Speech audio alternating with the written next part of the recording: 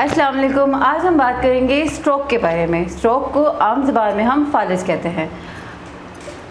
इस वीडियो में हम आपको बताएंगे कि स्ट्रोक की कॉजेज़ क्या होती हैं, उसका ट्रीटमेंट क्या होता है और उसके सिम्टम्स क्या होते हैं। तो अगर आप ये सब कुछ जानना चाहते हैं तो ये वीडियो ज़रूर देखें।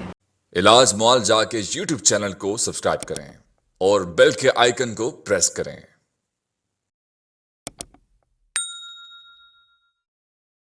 ओके, तो मैं आपको बताती हूँ कि स्ट्रोक कैसे होता है और क्यों होता है। दरअसल हमारे ब्रेन के किसी भी पार्ट को जब ब्लड सप्लाई मिलना रुक जाती है या वो बिल्कुल कम हो जाती है, तो उसकी वजह से ब्रेन का वो पार्ट है उसके सेल्स डेड हो जाते हैं। जब सेल्स डेड हो जाते हैं तो वो अपना ब्रेन का वो हिस्सा जो है वो ऑटोमेटिकली डेड हो जाता है और वो जिस बॉडी के जिस पार्ट को कंट्रोल कर रहा होता है वो पार्ट भी अपना काम करना छोड़ देता है। इसलिए हमने अक्सर देखा था कि पेशेंट्स के फेस इस तरफ मुड़ा होता है या एक साइड की बाजू टांग काम करना छोड़ देते हैं।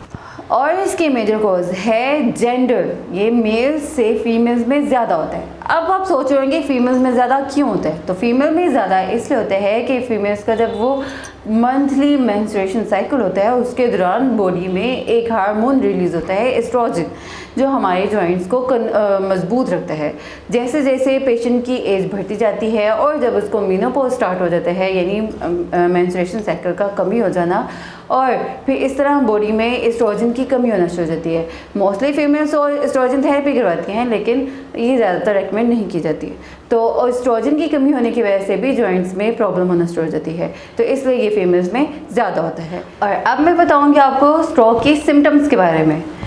अक्सर ऐसा होता है कि पेशेंट के सर में शदीद किस्म का दर्द हो रहा होता है। जब वो चेक करवाता है तो उसको ब्लड प्रेशर बहुत ज़्यादा हाई होता है और उस सर दर्द के साथ साथ उसकी एक साइड पे नमनेस होती है, बॉडी के एक साइड या दोनों साइड्स पे नमनेस फील होना शुरू हो जाती है। पेशेंट से सीधा खड़ा नहीं हुआ जाता।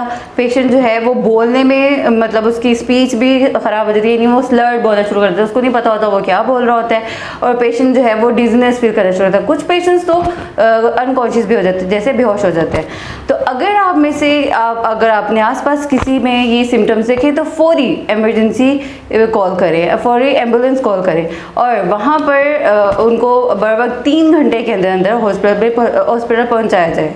मोस्टली स्ट्रोक जो है वो ब्लड क्लॉट, अगर ब्रेन की किसी भी वेन में ब्लड क्लॉट बन जाता है तो उसकी वजह से हो रहा होता है। तो पेशेंट को वो ब्लड क्लॉट को जल्दी से रिलीज़ करना पड़ता है ताकि वो ब्लड सप्लाई कंप्लीट हो और ब्रेन का जो पार्ट है वो अपना वर्क करना ना छोड़ दे, ठीक है, और ब्रेन का वो पार्ट जो है वो डेड ना हो। अब हम बात करेंगे स्ट्रोक के ट्रीटमेंट के बारे में। स्ट्रोक के मोस्टली फर्स्ट तो उनको पेशेंट को हॉस्पिटल लेके जाया जाता है। दूसरा ये होता है कि जब उसकी हॉस्पिटल में थोड़ा सा स्टेबल हो जाता है, उसका ब्लड प्रेशर स्टेबल हो जाता है, उसको एंटीकोगुलेंट्स दिए जाते हैं, तो फिर बाद में उसको रिहैबिलिटेशन की तरफ भेजा जाता है। रिहैबिलिटेशन में हम फिजियोथेरेपी में ज़्यादातर हम इनको एक्सरसाइजेस करवाते हैं, EMS वगैरह यूज़ करके पेशेंट के मसल्स को स्टिमुलेट करते हैं और पेशेंट को इस काबिल बनाते हैं कि वो अपने जितने भी डेली लाइफ की एक्टिविटीज़ थी उसको नॉर्मली वो कंप्लीट कर सके, ठीक है।